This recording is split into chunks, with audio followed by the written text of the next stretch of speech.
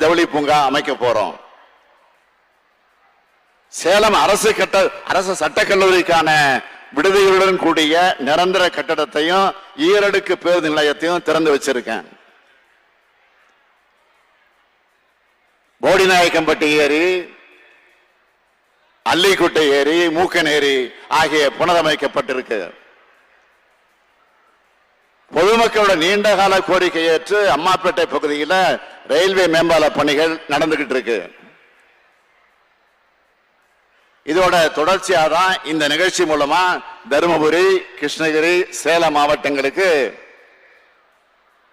560 கோடியே 23 லட்சம் ரூபாய் மதிப்பிலான புதிய திட்டப்பணிகளுக்கு அடிக்கல் நாட்டி முடிவுற்ற திட்டப்பணிகளை திறந்து வச்சிருக்கிறேன்.